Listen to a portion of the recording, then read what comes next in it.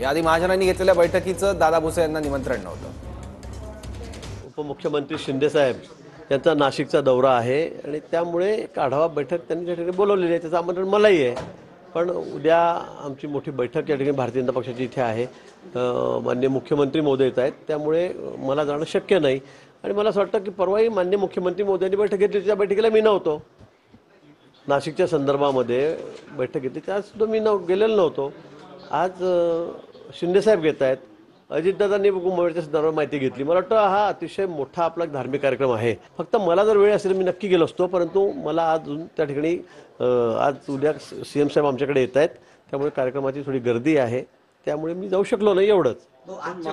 तुम्हाला निमंत्रण नव्हतं, आमची सगळी सामूहिक जबाबदारी आहे।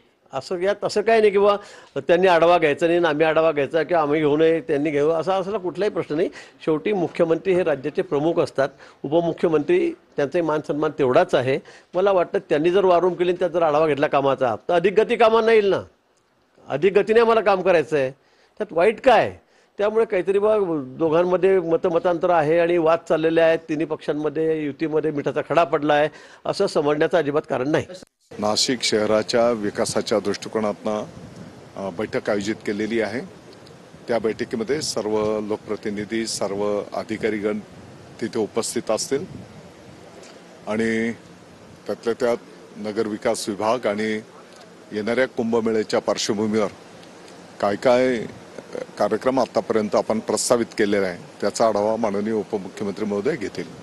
कुठेही नाराजी नाही आणि कुठे आमच्याकडे पालकमंत्री पदावरून तुम्ही मला बघतात, माझी कुठे काही प्रतिक्रिया दिली का? आमच्या कार्यकर्त्यांना मी सांगितलं कुठेही कोणी बोलायचं नाही, आमदारांनाही सूचना दिलेल्या आहेत, कोणीही मागणी करायची नाही, कुठेही रस्ता रोकोन टायर जाळो हा कार्यक्रम आमचा नाहीच आहे। आमचं सरकार आमचं आहे, तिघांमध्ये एकवाक्यता आहे, एकमत आहे। आणि मला असं वाटतं की 2 जिल्ह्यांमध्ये थोडासा वाद आहे, रायगड आणि नाशिकमध्ये।